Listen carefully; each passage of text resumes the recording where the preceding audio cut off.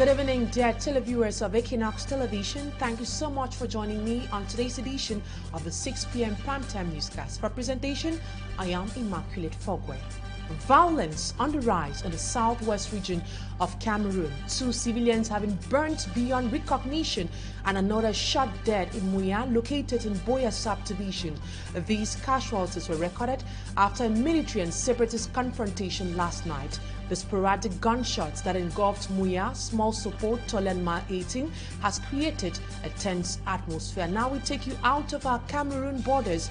Gabon's coup leader has freed deposed Gabonese President Ali Bongo from house arrest.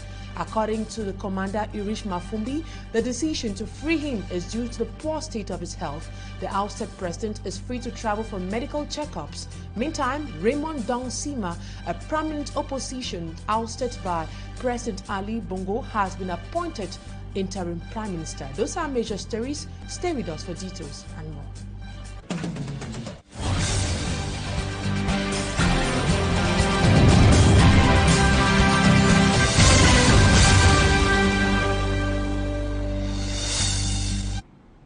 Once more, thank you so much for staying with us. This is a 6 p.m. primetime newscast. Killings and many other atrocities continue in the conflict northwest and southwest regions due to the over 6-year-old armed conflict. 3 civilians have been killed and 2 vehicles set ablaze by armed separatists in Moya, Boya subdivision, southwest region this Thursday, September 7th, after a military and separatist confrontation. The sporadic gunshots heard in different localities in Boya instilled an atmosphere of fear within the population, causing many of them to close their business premises. We have details of this report done by Innocent Aze. Wednesday night breaking Thursday, September 7, thunderous gunshots allegedly fired by separatist fighters on state forces sent panic waves across Boya that has been calm for a long while. The aftermath was gory. At sunrise, the population of Moya could count 3 corpses with 2 vehicles set ablaze in the savagery. You can see one here and then the one that burned inside the car. Yeah. And then the other passenger. In one of the cars, Toyota Yaris Mark, where the driver burned to ashes.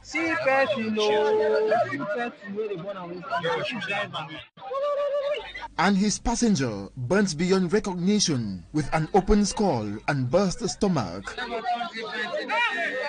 Some onlookers in shock covered detached parts and wrapped the body for evacuation. Few meters away was another vehicle set on fire. Its driver was shot to death by the gunmen as he came out of the vehicle and tried to run. His body was dumped in the gutter. It is reported a passenger he was transporting got injured and has been hospitalized. The deadly sporadic gunshots resulted to the closure of shops from mile 17 to mile 18 on Thursday.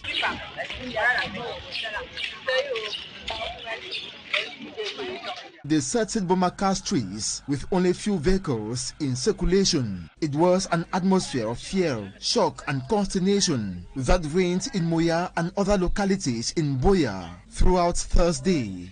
After the incident, several locals were allegedly brought out for questioning before a senior B officer appealed with the population to collaborate with the military to eliminate the enemies of peace. And still on news connected to the over 6-year-old armed conflict in Anglophone Cameroon, family members say 16-year-old Angek Hilda was hit by more than one bullet that killed her in Kumba, Memet division of the southwest region of Cameroon. They are eager to know who killed her in the course of the gunfire exchanges that rocked Kumba on the eve of back to school in Cameroon. Femi Armstrong Sanda is the man on that story.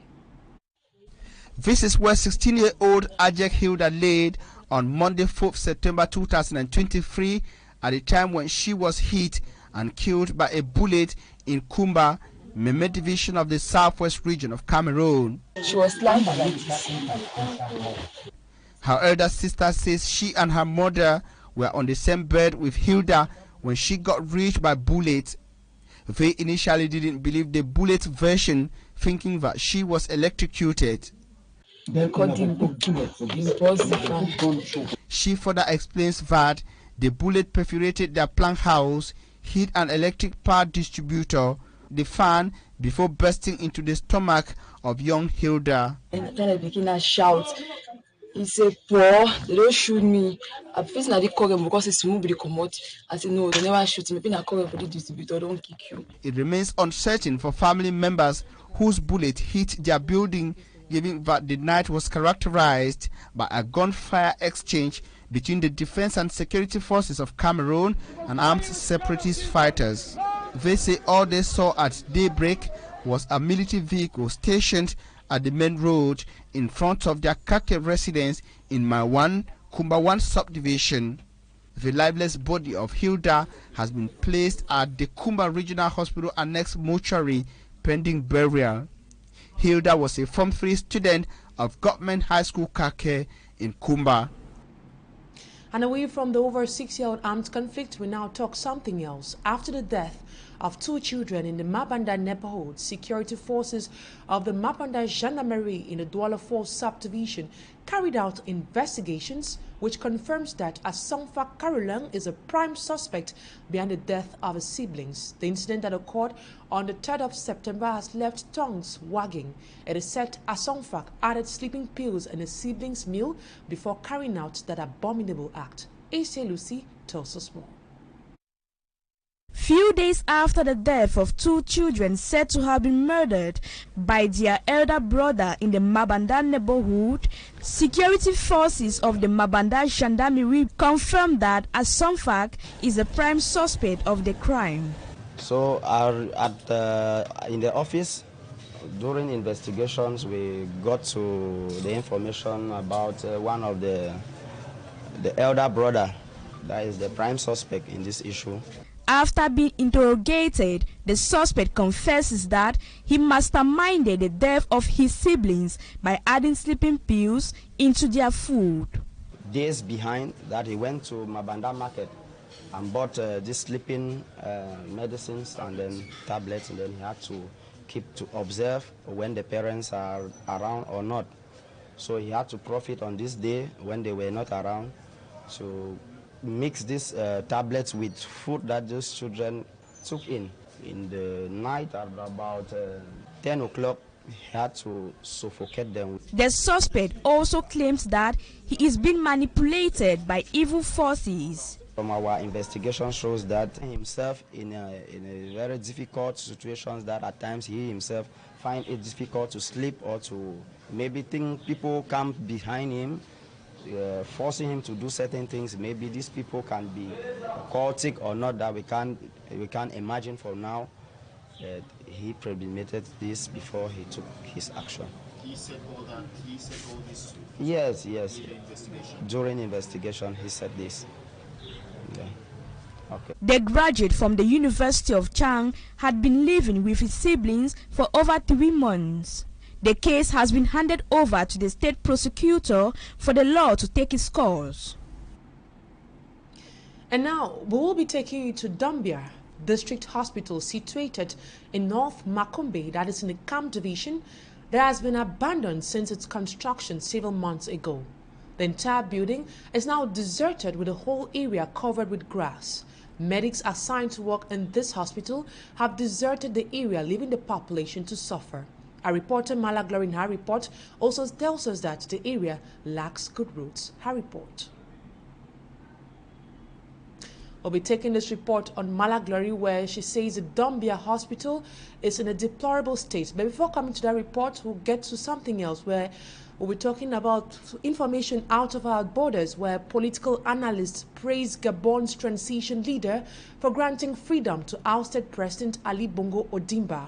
In a communique read on state TV on Wednesday evening, military spokesman Colonel Irish Mafumbi said the decision to free Mr. Bongo was due to his state of health. Babila Jonathan tells us more with our international page.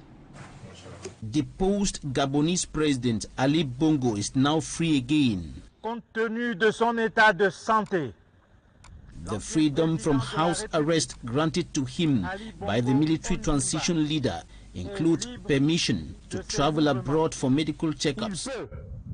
S'il le souhaite, se rendre à l'étranger afin d'y effectuer ces contrôles médicaux. Ali Bongo suffered a stroke in 2018 and his health was a major source of concern for many ahead of the 2023 presidential election. The concerns grew when he was put under house arrest after the military seized power last week. I think it's a good thing. It's a great thing. It's a great idea.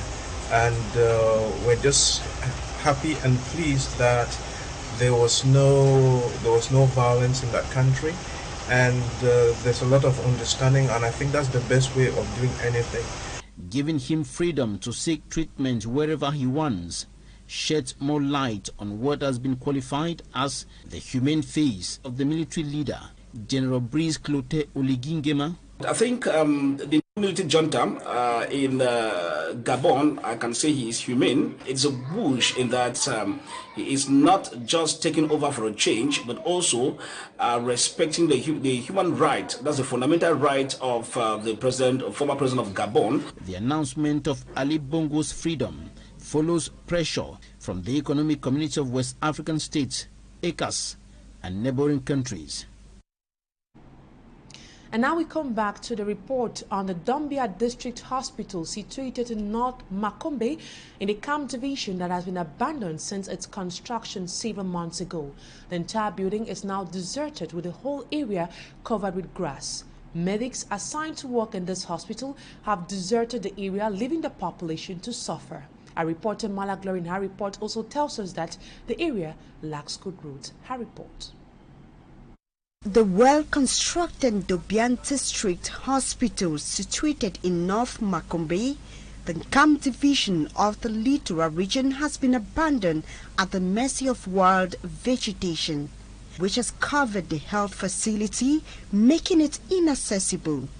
Deserted hospital, no trace of patients or medical personnel could be found at the hospital. If anybody is sick and comes here, he won't find any doctor. Even the medical doctor, who was recently decorated with a Medal of Honor and sent to provide medical services desperately needed by the population, is nowhere to be found. There is a woman who was assigned here as a medical doctor. It's 6 months today and no one knows her whereabouts, whereas last May 20th, she received a Medal of Honor and recognition. I wonder the importance of such medal of encouragement. Their plea is for the government to address their concerns. We are stuck here. We can't go to the neighboring village of Bafang due to the bad road network.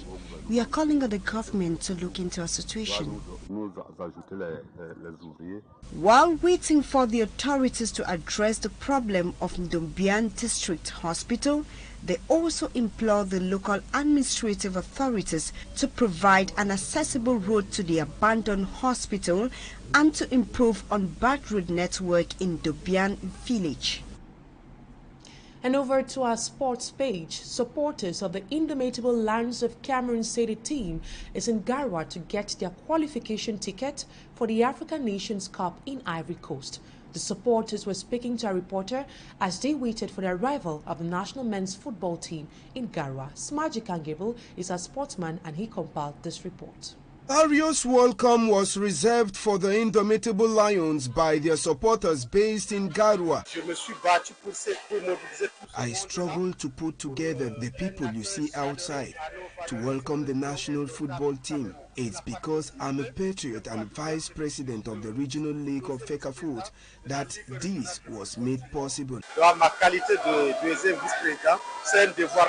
With their hands, mouths and the aid of Vuvuzela, the fans of the national football team sang and danced in front of the international airport of Garwa as they patiently waited for their national football team. Even though the wait outside the airport was a long one, it didn't stop the die-hard fans from singing songs of victories. As a youth, I'm calling on all the young people in Garwa to come out in their numbers to push the indomitable Lions to victory come September 12, 2023. It's a great pleasure for us accompanying them here. sont là prêts à nous accompagner et à se battre également pour donner à fond. Garoua, where the Lions will be playing, is the hometown of team captain Vincent Aboubakar, and the Rumdaja Stadium has never failed the Lions whenever they play there. And the same vein, Cameroon's national football team is currently in Garoua to continue with their preparation ahead of the crucial AFCON qualifier match against Burundi. The team of Rigobert Song arrived in Garoua late Wednesday evening. Smaji Kangable comes back to the rival of that team. The aeroplane transporting Vincent Aboubakar and teammates touched down at the international airport in Garoua at sunset. The players, as well as the technical staff, will have a little rest at the airport's pavilion before heading into their bus en route to their hotel. The supporters, who had waited for a very long time, will also take the lead as the players move to their hotel. The bus, which transported the indomitable Lions, was that belonging to Elite One side, Cotton Sport of Garoua. Sources say the official bus of the national football team couldn't make it to Garoua, and to reduce cost, the bus of Cotton Sport of Garoua was hired and branding changed. Cameroon takes on Burundi next September 12, 2023 in a crucial Africa Cup of Nations qualifier game, which the Lions need a victory over Burundi, who tops the group with 5 points. Smaji Kangable putting a cap to the first part of the news. Talking Point is up next.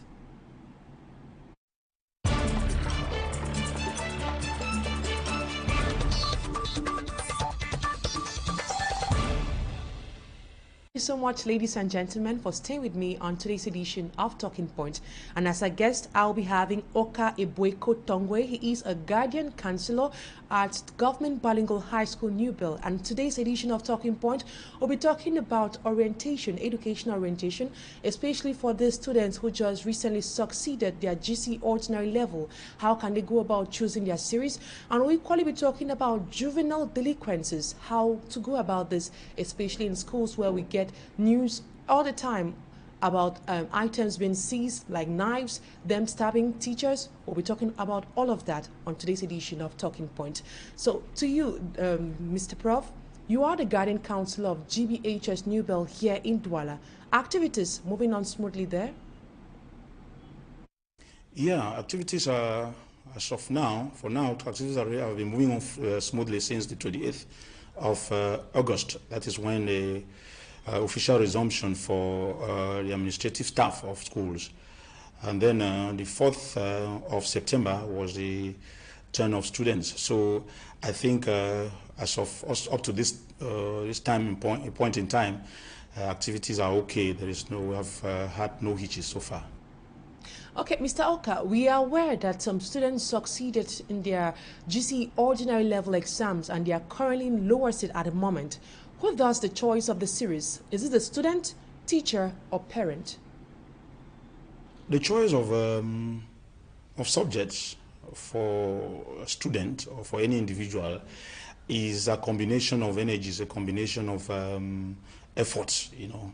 So those that you've cited are all involved in this. They call them stakeholders in the education of a child. So the parents have a say, the teachers have a say, and the guidance counselor equally has a say. So everybody would tell, even the employers, you know, they equally have a say in the choice of. They have a determining factor in the choice of subjects or series for students who just passed the O-level. So, you know, the choice of subjects or combination depends on a series of factors, one of which is the interest of the students, the skills that the students has acquired so far, and then equally the job market trends, you know, and the training opportunities that are available. So these are the combination of factors that are brought together and for a student to make a reasoned or an objective choice of their combinations of their subjects or of their series. As a guardian counselor, have you ever witnessed a case of a child who performed very well in art subjects, but the parents are insisting that the child does science series. What was the final outcome? Yeah, I really have. For my close to almost 3 decades of my professional activities, I think I've had such occurrences, such occasions. And most often than not, it is the parents' influence that sometimes causes students to behave in this manner. Because some parents want to kind of have their dreams, their failed dreams, professional dreams I mean here, they want to see them come true in their children's professional lives or professional vision. So students who has been very performant, you know, whose interest, whose aptitudes, whose skills tilt towards the arts series, sometimes may find themselves making a choice for opting for the science series, and because of the parental influence. And most often than not, if it is well done, what I mean is if the guidance counselor had done some job, some work well to help the child or the student make a choice, which later on is changed by the parent. Most often than not, you realize that these children sometimes they fail in their exams, and sometimes they finally drop out of school and they get confused in society. And now, what are some of the things parents are supposed to take into consideration when choosing a series for a child? I think parents should first of all identify their children as individuals who are unique, and from this point of view, parents should consider the aptitude, the skills of that child, what is the talent that the child has. So, and generally, I usually take an example of footballers, like professional footballers, like Samuel Eto'o. Every child today would want to be Samuel Eto'o tomorrow, or Jemba or Nje Clinton tomorrow. But that is an issue of talent. It's a question of talent. So if you're not talented, if you're not a football talent, if you don't have the talent to play football, even if you spend all the time in the best football academies in the world, or academies in the world, there is no way you may finally come out and not being able to even push the ball around. So it is the same thing that comes into play when we have to when we do the choice of subjects and series. So strongly advise parents to always take into consideration the interest of the child, the child's values, because children, human beings, have values for one or two things, and then the skills that the child has, and then the job market too is another very important criteria to be taken into consideration. But the main criteria is the aptitude or the skills or the talent of the child. This is a new academic year. Previous ones were marred by several cases of juvenile delinquencies, such as a 15-year-old student stabbing a mathematics teacher at Government High School, Korbisong. Another case I can quite remember was that of a case of dozens of students of Government Bilingual High School, Kribi, who were sanctioned for a leaked immoral video that went viral. What justifies this recurrence of such acts of juvenile delinquencies, and who should be blamed? As far as justification is concerned, I don't think there is anything one can say to justify acts of violence in school and in society as a whole. There are acts that should be condemned and strongly condemned.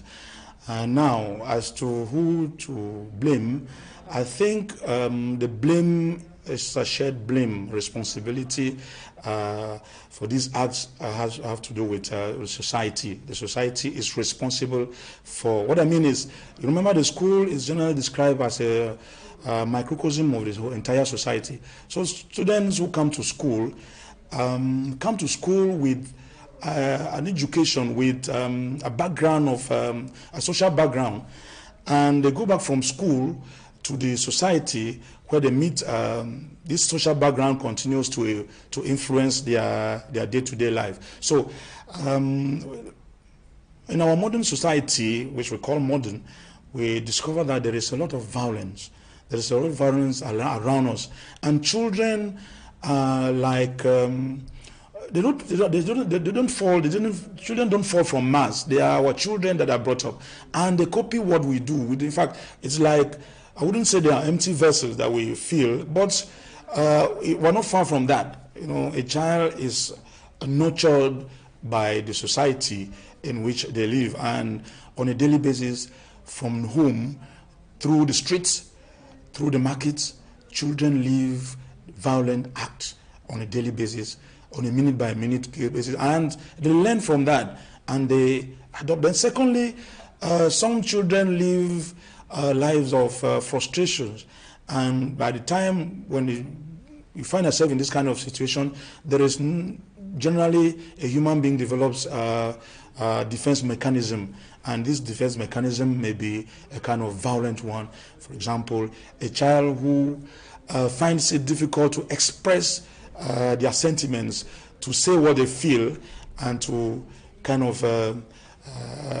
live freely in a society.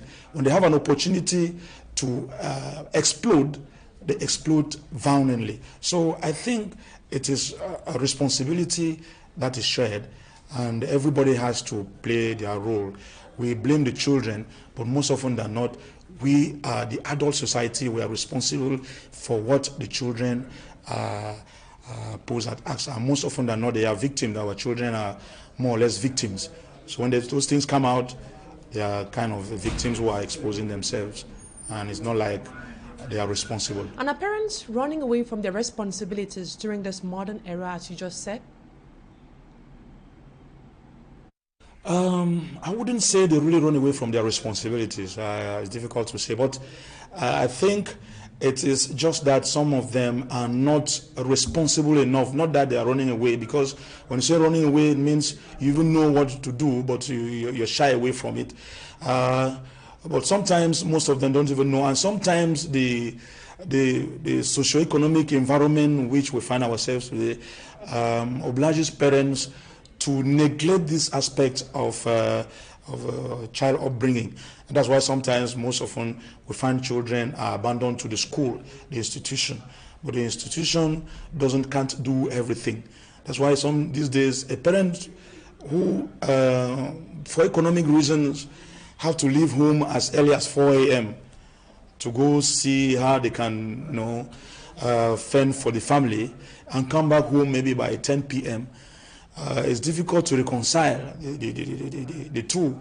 If you stay home for the child's upbringing because you want to show to take care of the child, you want to be responsible enough, that child they might starve to death. They might starve because they will not have what to eat. So for that reason, parents have adopted other styles. Those who have the wherewithal, those who are up to know, who can afford for. Sometimes they send their children to foster homes. Sometimes they send them to boarding schools where it is, it's more manageable.